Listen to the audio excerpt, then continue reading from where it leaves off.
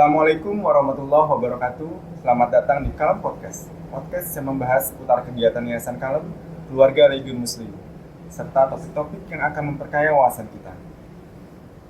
Bersama saya Bustanul Arifin, dalam episode Ramadan kali ini kita akan membahas mengenai saat-saat doa tidak akan ditolak.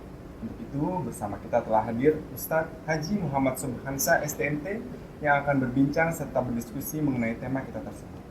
Assalamualaikum Ustaz. Waalaikumsalam warahmatullahi wabarakatuh. Selamat datang. Sehat Ustaz? Sehat, alhamdulillah. Alhamdulillah. Mana kabar Ustaz? Sehat? Alhamdulillah. Ini Ustaz dalam suasana Ramadan nih, kita tentu ingin kita mengoptimalkan ibadah-ibadah kita dalam bulan Ramadan ini. Iya. Salah satunya kita ingin tahu kapan sebenarnya saat-saat doa itu tidak akan ditolak oleh Allah Subhanahu wa Ta'ala. Tapi sebelum kita secara detail membahas kapan waktu-waktu yang tepat untuk kita berdoa, mungkin Ustadz bisa memberikan gambaran bagaimana sih keutamaan sisi doa itu di sisi Allah Subhanahu wa Ta'ala. Baik, bismillahirrahmanirrahim. Bismillahirrahmanirrahim. Wassalatu wassalamu ala Rasulillah Sayyidina Muhammadin wa ala alihi wa sahbihi ajma'in. Radina billahi rabba wa bil islami dina wa bi Muhammadin nabiyya wa rasulah. Allahumma anfa'na bima 'allamtana وعلمنا ما ينفعنا وزدنا علما اللهم إنا نسألك علما نافعا ورزقا طيبا وعملا متقبلا اللهم إنا نعوذ بك من علم لا ينفع ومن قلب لا يخشع ومن عمل لا يرفع ومن نفس لا تشبع ومن دعاء لا يستجاب له. Alhamdulillah, di kesempatan podcast Kalem kali ini saya bisa berkesempatan hadir dan alhamdulillah momennya dengan Ramadan ya. Tadi ada pertanyaan dari Bang Tatan tentang doa. Baik. Jadi gini Bang Tatan, doa itu kita pahami sebagaimana kita juga memahami sholat, zakat, puasa, haji, bahwa itu adalah ibadah.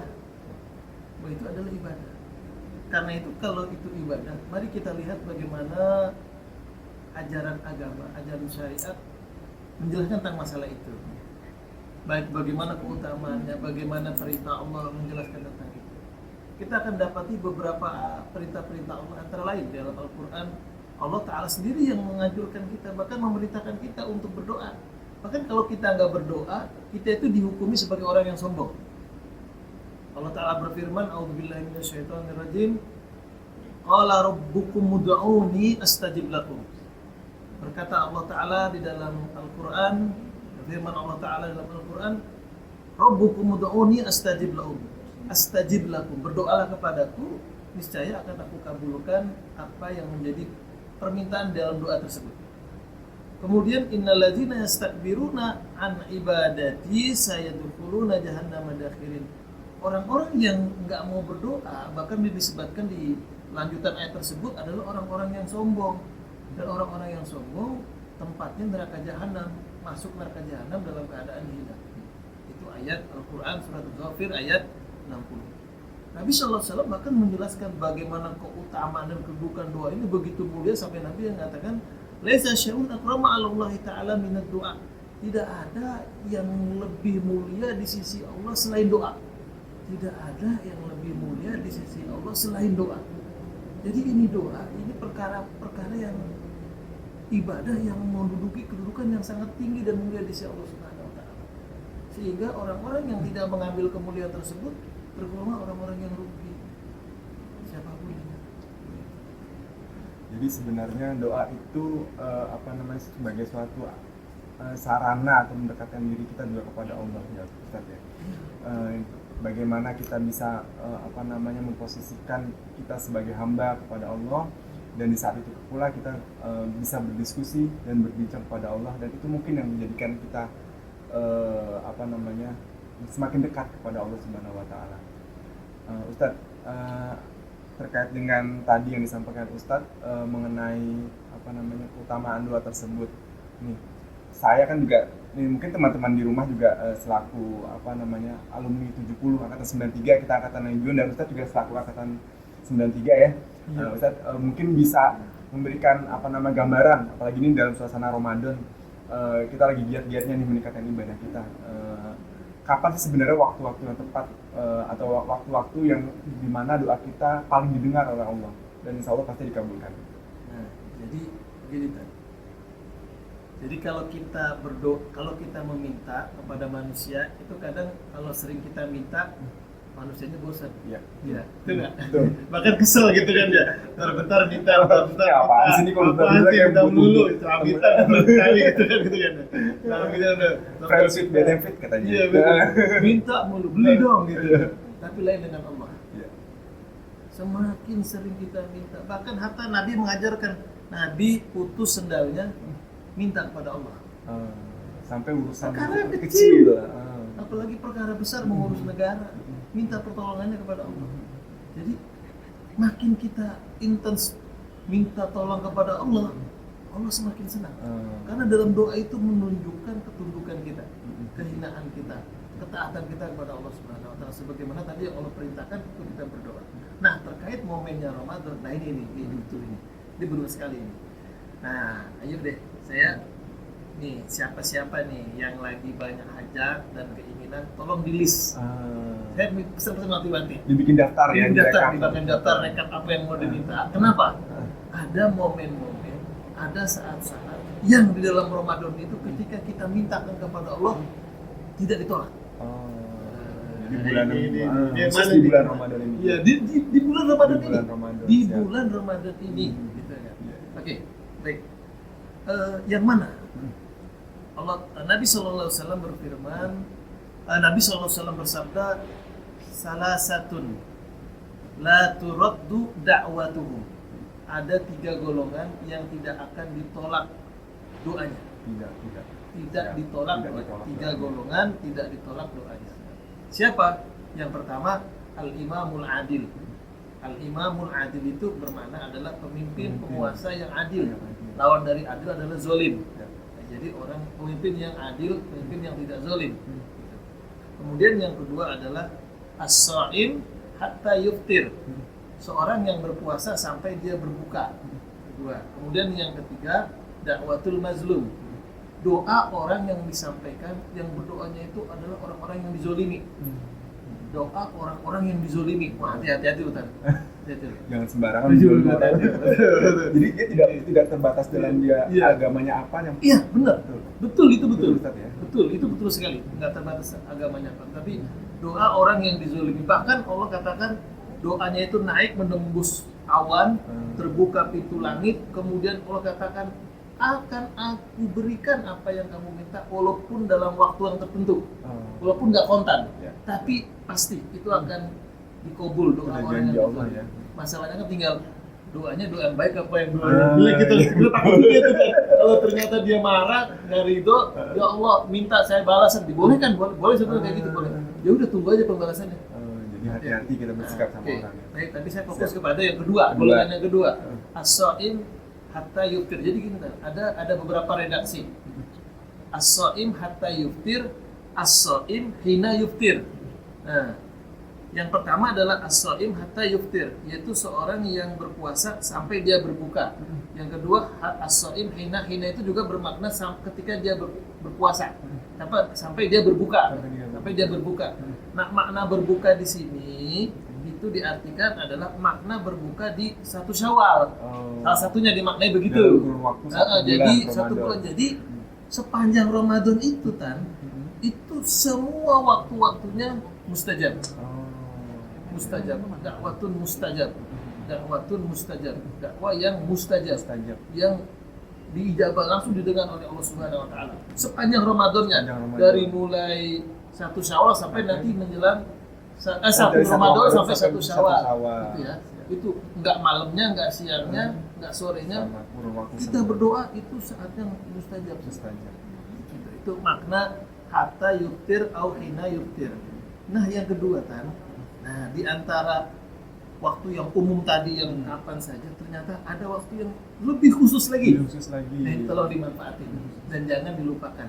Yang kebanyakan kita nih, saya perhatikan lupa.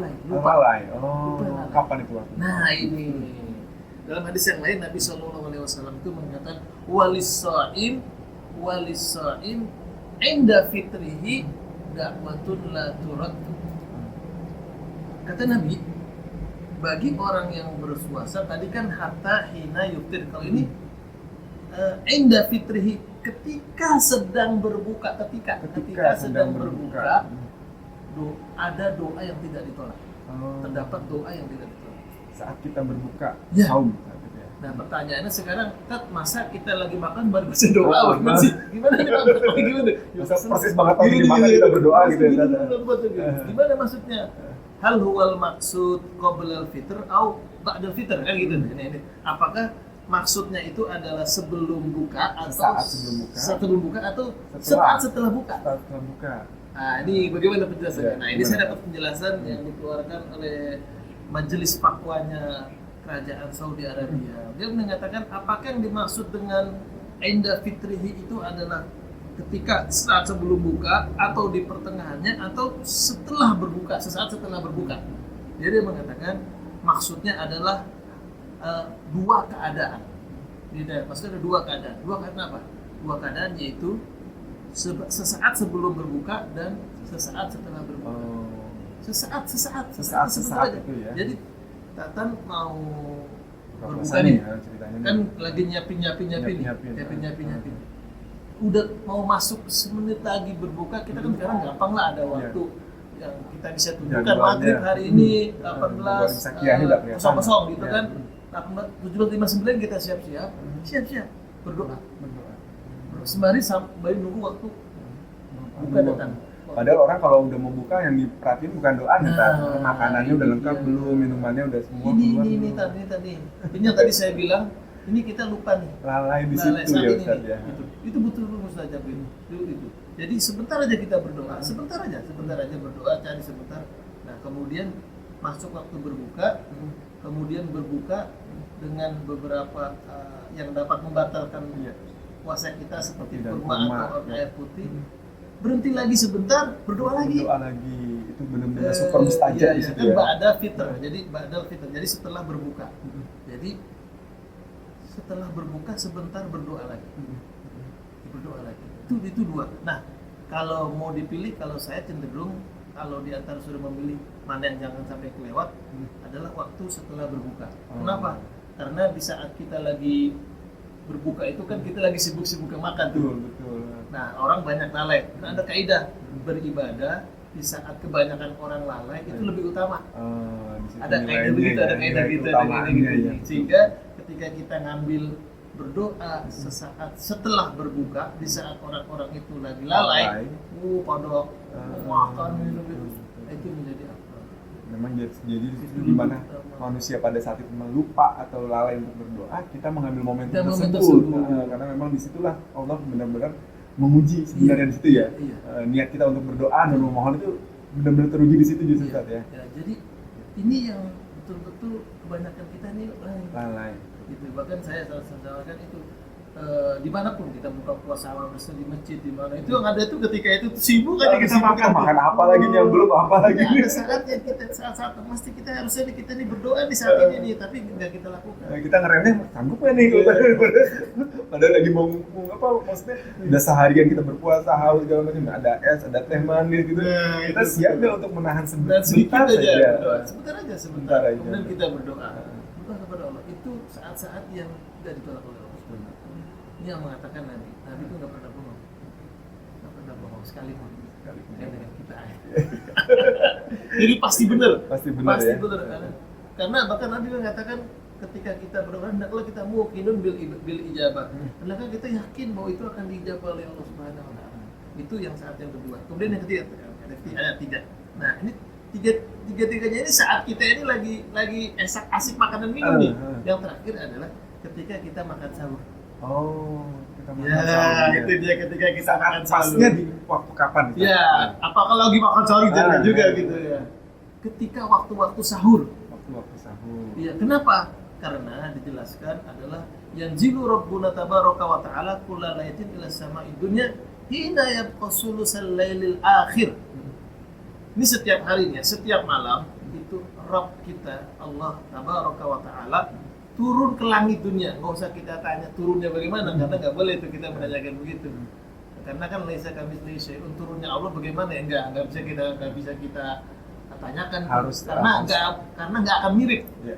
Laisa kamitslihi syai'un. Allah tuh nggak akan mirip dengan siapapun, apapun dengan apapun perbuatannya, zatnya, sifatnya nggak ada mirip. Jadi nggak bisa kita tanyakan. Cara nalar kita Iya, usah. tapi bahasanya begitu. Allah turun ke langit dunia setiap malam loh, setiap malam. Kemudian di akhir sepertiga malam. Malam tapi sepertiganya terakhir. Malam terakhir. Sampai masuk waktu Subuh. subuh fajar ya, kebetulan. Itu apa yang dilakukan Allah? Yaqulu, kemudian Allah berkata, "May yad'uni astajiba lahu." Barang siapa yang saat itu aku dapatkan dia sedang berdoa, aku ijabah doa. May yas'alani fa'atihu. Barang siapa yang aku dapati saat itu dia sedang minta kepadaku, aku berikan. May yastaghfiruni fa'aghfir lahu. Barang siapa yang aku dapati saat itu sedang istighfar, aku ampuni dosanya. Jadi itu setiap malam di Sepertiga malam Jadi, terakhir ya. sebelum sahur atau setelah sahur gitu. Makanya ini sunnahnya itu sebelum sahur itu di akhir gitu. Jadi ada waktu sebentar kita itu untuk menunggu waktu subuh, nah manfaatkan untuk berdoa. Atau kalau kita sempat sebelum sahur. Nah ini lagi-lagi nih kayak tante bilang, itu saat-saatnya kita repot-repotnya terutama ibu-ibu. Dia nggak mau nyiapin makanan, udah menyiapin makan sahur, udah mau menumbuhkan semangat buat makan juga masih repot. Lagi nanti sahur perlu berdoa lagi. Tapi itulah tantangannya. Lagi-lagi kaidahnya, waktu di saat orang itu lalai maka beribadah menjadi afdal. Gitu. Jadi di saat orang itu lalai, nggak tahu sibuk dengan berbagai aktivitas, tapi kita beribadah itu afdal, lebih utama. Itu ada relasi, ada korelasinya nggak antara kita juga diutamakan apabila kita bersolat tahajud kan sepertiga malam misalnya. Iya, Nah, sahur juga sepertiga malam nih. Iya. Maksudnya kalau misalnya ini berarti kan sangat spesial nih Ramadan nih. Iya. Kita tahajud di sepertiga malam, Iya. sahur sepertiga malam, dan doa tersebut memang waktu-waktu yang kayak yang tadi Ustaz sampaikan, waktu yang sangat akan doa kita diijabah oleh Allah Subhanahu wa taala dan waktu-waktu yang mustajab. Nah, apabila kita menggandakannya di situ, kita sholat tahajud di sepertiga malam, kita kita sahur di situ, kita berdoa di situ, gimana efeknya itu Pak? Betul, berkumpul semua keutamaan. Berkumpul sepertiga malam itu memang waktu berkumpul. Habis tahajud, sahur sekalian, kemudian kita lanjutkan dengan baca istighfar. Ada istighfar yang secara khusus diajarkan oleh Nabi, Sayyidul Istighfar. Allahumma anta rabbi la ilaha illa anta khalaqtani wa ana abduka wa ana ala ahdika wa wa'dika mastata'tu. A'udzu bika min syarri ma sana'tu wa abu'u laka bi ni'matika 'alayya wa abu'u bi dhanbi faghfirli fa innahu la yaghfiru dzunuba illa anta. Itu bagus banget. Itu Sayyidul Istighfar. Kata Nabi, sebesar apapun dosa kita, seluas apapun dosa kita, banyak dilakukan sekalipun, itu habis digempur dengan itu, habis kita baca. Jadi itu ada 3 waktu, sedikitnya 3 waktu. Ya. Itu ketika kita sedang berpuasa. Sedang lagi makan berbuka dan makan sahur. Masya Allah, berarti memang Ramadan ini waktu yang sangat spesial Iya. karena semuanya memang berkumpul waktu-waktu yang mustajab itu di situ. Nah kalau gini kan sering diungkap tuh dalam surat Al-Baqarah tentang perintah berpuasa kan ya. Itu dimulai dari Al-Baqarah 183 ya. Ya ayyuhalladzina amanu kutiba alaikumusiyam gitu kan. 184 ya tentang puasa juga. 185 berhenti sebentar. Tidak tentang puasa. 186 7 tentang puasa lagi. 185 itu bercerita tentang wa iza sa'alaka ibadi anni fa inni qarib ujibu da'watad da'i idza da'an.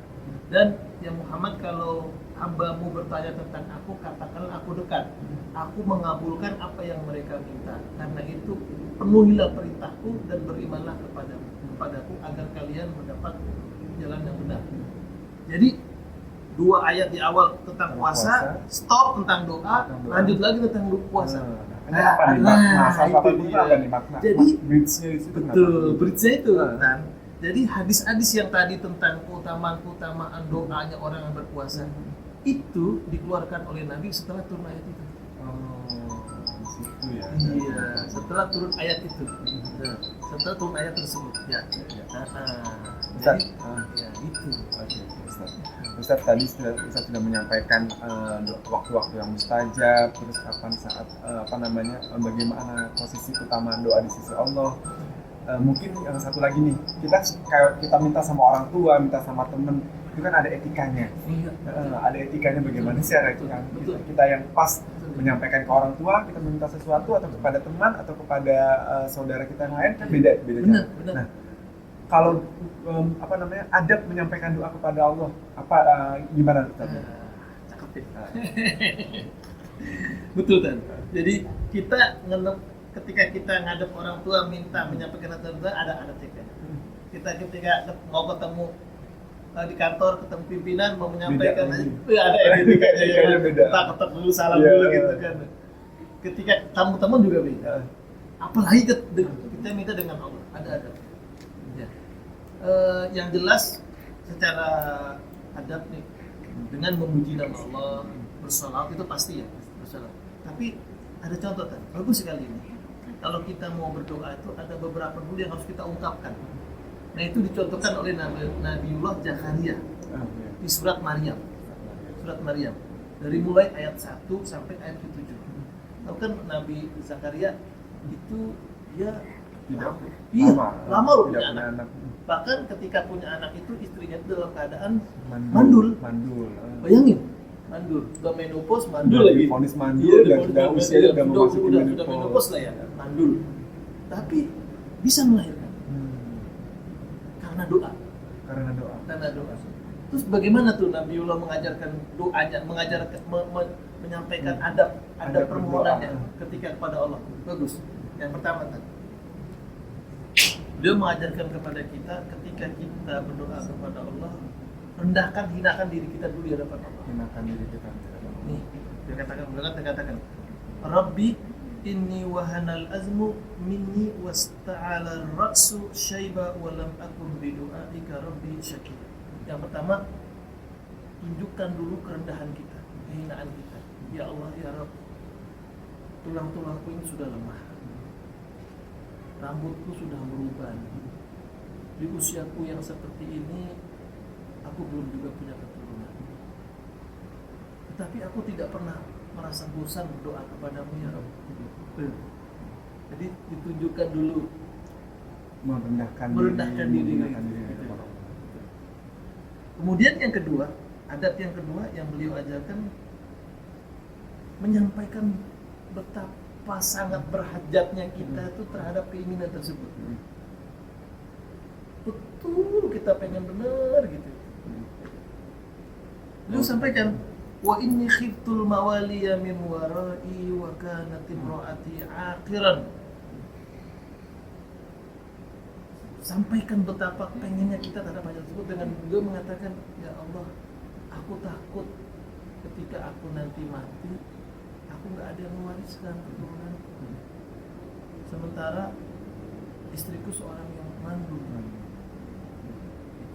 Nah, baru setelah itu sampaikan apa yang menjadi hajat kita. Apa? Fahabli min ladunka waliya yarizuni wa yarisu min ali Yaqub waj'alhu rabbi radiya. Karena itu ya Rabb, aku mohon kepadamu karuniakanlah aku keturunan yang akan mewarisi aku dan juga mewarisi orang-orang tua sebelumku, yaitu Nabiullah Yaqub, dan jadikan keturunanku itu, anakku nanti itu rabbi radiya, seorang yang diridhoi oleh Allah. Baru sampaikan apa yang menjadi hajat kita. Jadi jangan, ya Allah aku minta, langsung ya Allah tiba-tiba terbuka nggak ada apa-apa, tahu-tahu kasih dulu Iya. gitu. Jadi ada yang ajarkan gitu, baru kita sampaikan apa menjadi hajat kita. Kemudian kalau kita gabungkan dengan hadis-hadis yang lainnya, kan hadis Nabi SAW mengajarkan kepada kita kalau doa itu jangan bosan. Itu yang sering kali itu seseorang itu salah satu menjadi sebab tertolaknya itu adalah dia berhenti berdoa, kurang konsisten. Iya. Saya ada tempat pernah dengar begitu. Sudah 15 tahun dia nggak punya anak. Terus terakhir dia udahlah, saya udah pasrah, udah berdoa apa udah. Nah ini. Nah, ini sebab terhalangnya. Ini nggak boleh begitu. Harusnya biar bagaimanapun tetap doa sampai kapan. Ini Nabiullah Zakaria bagaimana? Dia tetap tidak putus asa. Putus asa. Ya. Gitu. Nah, terakhir Ustaz, terkait dengan apa namanya doa. Apa sih keuntungannya orang yang berdoa? Oh, iya. Orang yang berdoa itu tidak akan pernah rugi. Kenapa? Karena Nabi menjamin pasti diberikan. Loh, kok pasti diberikan? Buktinya saya minta ini nggak dikasih-kasih tuh. Gitu. Nah, jadi dalam hadis yang cukup panjang, Nabi SAW mengatakan dari Abu Sa'id radhiyallahu anhu berkata, Rasulullah SAW berkata, tidaklah seorang itu berdoa dengan doa yang tidak ada dosa di dalamnya, misalnya memutus silaturahim atau permusuhan, melainkan pasti Allah akan mengabulkan doa tersebut dengan tiga hal. Yang pertama, Allah berikan, Allah segerakan apa yang dia minta, langsung apa yang dia minta dia kasih. Atau kok udah sekian lama gak dikasih juga, diganti oleh Allah dengan yang kedua, yaitu disimpan doanya oleh Allah, nanti Allah sudah menyiapkan balasnya di akhirat. Disimpan, tenang aja udah gitu. Karena bisa jadi gini loh Tan, bisa jadi kita kan nggak tahu ya. Allah yang mau tahu apa yang kita minta itu nggak baik loh buat dunia gitu loh. Baik atau tidak kita nggak tahu ya. Kita nggak tahu loh. Ini kok kita minta ini nggak dikasih Tatan minta jadi presiden juga nggak dikasih. Tatan ini udah populer, nggak dikasih. Udah berapa periode tuh nggak dikasih. Karena belum tentu itu baik buat saya gitu. Disimpan oleh Allah, tapi tetap baik permintaan apapun yang minta nanti disiapkan bahkan di hari kiamat. Dan yang ketiga Tan, nah ini yang penting nih juga, itu dijauhkan dari keburukan di dunia, dihindarkan diri dari keburukan di dunia. Misalnya bisa jadi ketapannya nih, kodoknya nih, kita nih keserempet mobil karena doa tadi itu nggak terjadi. Jadi Allah ganti. Jadi pasti beruntung dah orang yang berdoa, nggak ada ruginya. Oke Ustaz. Aduh, ini banyak sekali hari ini yang kita diskusikan terkait dengan doa Ustaz. Semoga kita semua bisa mengambil hikmahnya. Sedikit mau wrap up apa yang tadi sudah disampaikan oleh Ustaz Subhan terkait dengan keutamaan doa di sisi Allah, di mana saat-saat yang tepat untuk berdoa itu banyak yang kita miliki waktunya di bulan Ramadan ini, yaitu pada saat kita sesaat atau saat berbuka puasa. Itu merupakan satu waktu yang memang mustajab untuk kita memanjatkan doa. Sepanjang bulan Ramadan tersebut sampai dengan 1 Syawal merupakan juga waktu yang dijanjikan Allah, di mana doa-doa kita tidak akan ditolak. Dan juga yang terakhir yaitu pada saat kita bersantap sahur, pada waktu-waktu sahur. Bagaimana adab kita menyampaikan doa tersebut kepada Allah tadi sudah disampaikan oleh Ustadz juga. Pertama adalah kita hinakan diri kita di hadapan Allah supaya kita bisa sebagai suatu posisi hamba kepada Tuhan, kepada Robnya. Yang kedua, ungkapkan betapa kita menginginkan atau membutuhkan hajat yang kita doakan tersebut. Dan yang ketiga, baru kita sampaikan apa yang menjadi hajat kita di hadapan Allah Subhanahu wa Ta'ala. Demikian tadi apa yang sudah kita diskusikan atau kita berbincangkan terkait dengan saat-saat di mana doa tidak akan ditolak oleh Allah Subhanahu wa Ta'ala. Sebelum kita mengakhiri episode kali ini, sekali lagi saya ingin mengucapkan terima kasih Ustadz atas kesempatan dan kesediaannya pada podcast Kalam kali ini. Semoga apa yang tadi saya sampaikan kita dapat mengambil hikmah dan juga bisa meningkatkan amal ibadah kita di bulan Ramadan kali ini. Ustadz mohon mungkin untuk terakhir sebelum kita tutup, Ustadz bisa memimpin doa buat kita semua. Nah ini lagi-lagi ini masih Ramadan aja, kita berdoa ya, kita siap sampaikan apa yang menjadi hajat kita, kebaikan dan akhirat kita.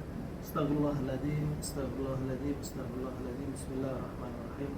Alhamdulillahirabbil alamin, hamdan wafi'an abudaka wa mazidah. Ya Rabbana wa ilahana lakal hamdu wa lakal syukru wa lakal fadlu kama yanbaghi li jalali wajhika wa 'azimi sultanik. Allahumma salli wa sallim wa barik ala sayyidina Muhammad wa ala ali sayyidina Muhammad. Allahumma inna nas'aluka bi anna nashhadu annaka antallah la ilaha illa anta al-ahadus samad alladzi lam yalid wa lam yulad wa lam yakul lahu kufuwan ahad. Allahumma la tada' lana fi maqamina hadza dhanban illa ghafartahu قصدك ولا مريضا إلا شفيته ولا عائبا إلا سترته ولا حاجة من حوائج الدنيا والآخرة إلا قضيتها يا رب العالمين. Allahumma ya Allah, janganlah Kau jadikan kami yang ada berkumpul pada kesempatan saat ini. Ada di antara kami yang memiliki dosa, mereka mengampuni dosanya. Ada di antara kami yang memiliki aib, mereka menutupi aib-aibnya. Ada di antara kami yang sedang sakit, mereka sembuhkan penyakitnya. Ada yang di antara kami memiliki tanggungan, melainkan Engkau penuhi tanggungannya. Ada di antara kami yang memiliki hajat yang belum tersampaikan, melainkan Engkau sampaikan hajat-hajatnya ya Allah, hajat dunia dan akhirat. Allahumma barik lana, Allahumma barik lana fi auladina, wa la tadarruhum wa fi kulli ta'atika warzuqna birahmat. Allahumma ja'alna wa auladana wa auladna min ahli ilmi wa ahli khairi wa ahli Quran, wa la taj'alna wa iyyahum min ahli syarr. Allahumma ya Allah, jadikan anak-anak kami, keluarga kami, saudara kami kaum muslimin, mereka semua itu adalah hamba-hamba-Mu yang taat. Jadikan mereka semua ahlul Quran, jadikan mereka ahlul ilmu, dan jadikan mereka ahlul kebaikan ya Allah. Sebagaimana Kau kumpulkan kami di dunia ini, maka kumpulkan kami juga semua ya Allah dalam jannah-Mu ya Allah.